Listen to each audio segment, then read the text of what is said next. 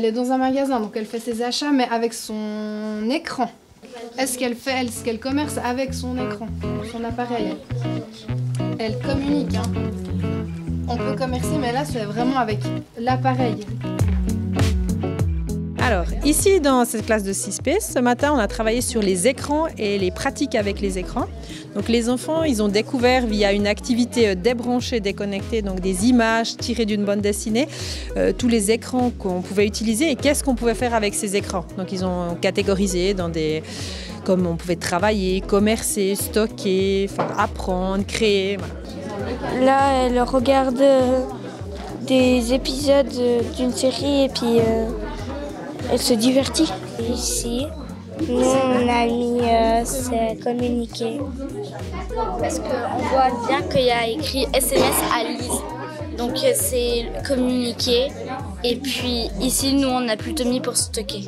Parce on dirait qu'elle veut faire une photo avec Karim. Quand on connaît les choses, on peut mieux les utiliser, les exploiter, on peut être plus critique par rapport à ça. Donc c'est vraiment cette idée. Et puis de montrer qu'avec un même outil, ça peut être un téléphone ou un iPad, on peut aussi en faire plusieurs choses. On peut l'exploiter de différentes manières. Et puis après, il y a beaucoup d'échanges aussi entre les élèves, de comment ils les utilisent.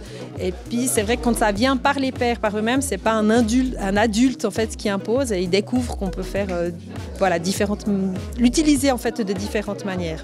Sur l'ordinateur, je cherche des choses sur Internet. Mon téléphone, je joue avec et à la télé, je regarde mes séries préférées.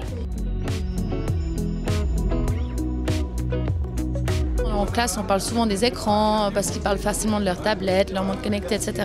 Donc on a plutôt cet aspect où on relate les dangers de ce que ça pourrait être. On en parle en classe, mais c'est vrai que c'est un peu plus pointu lorsque les personnes ressources se déplacent. Ce qui est bien quand c'est sur notre appareil, c'est que ça demande moins d'énergie que quand on va justement stocker ça dans un autre pays, que ça doit faire tourner des machines et tout. D'accord ? Donc ça demande un petit peu moins d'énergie. Pour l'environnement, c'est mieux. Là, vous avez toutes vos photos là-bas. S'il y a quelqu'un qui veut prendre vos affaires, alors normalement ils n'ont pas le droit, hein, ils ont signé quelque chose comme quoi ils peuvent pas, mais voilà, c'est en ligne, donc c'est plus facile à piquer, on va dire.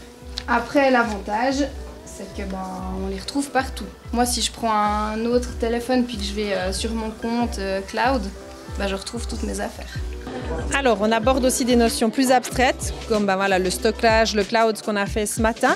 C'est vraiment l'idée d'à un moment donné, il faut quand même poser un cadre, puis expliquer pourquoi et comment ça se passe, pour que les élèves comprennent en fait et puissent l'utiliser à bon escient. Donc ce matin, on a parlé par exemple des clouds, des différences entre le cloud local et en ligne, ce qui va être bien et moins bien dans l'un et dans l'autre, parce qu'il n'y en a pas un qui est plus parfait que l'autre, c'est juste qu'il en existe des différents, mais après qu'ils puissent aussi l'utiliser à bon escient plus tard. Vraiment, cette idée, c'est vraiment on plante des graines, mais que le jour où ils en aient besoin et qu'ils l'utilisent peut-être correctement, à bon escient, et puis surtout avec cet esprit critique. Et ça, c'est important aussi de partager, d'accord ? Dans les jeux vidéo, on peut nous donner des trucs pour être meilleur ou autre, mais c'est important de partager, comme quand on partage sur son sport, sur la dernière bande dessinée qu'on a lue ou autre. En fait, le jeu, c'est un quiz où sur le tableau, il y a des informations. Puis on doit répondre par rapport aux couleurs. Si par exemple, tu joues à un jeu vidéo, est-ce que c'est se divertir, apprendre, etc. S'informer ou quoi d'autre. Puis si tu peux prendre la bonne réponse, tu gagnes des points. Puis le but, c'est de finir le premier en classement. On voit quelque chose de plus théorique et puis ensuite on remet tout ça en pratique dans un quiz. C'est vrai qu'eux, ils adorent et puis ça génère de la motivation, du plaisir et puis on voit qu'ils n'ont plus l'impression d'être à l'école. Et puis c'est chouette qu'ils puissent apprendre de cette manière. Ouais, bien joué.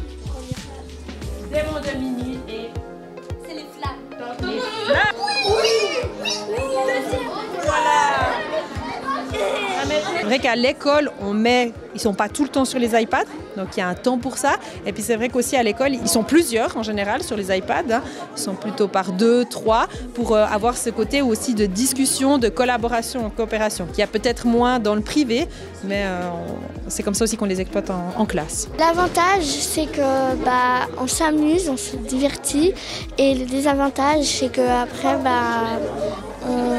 on est toujours sur les écrans, puis c'est un peu énervant des fois.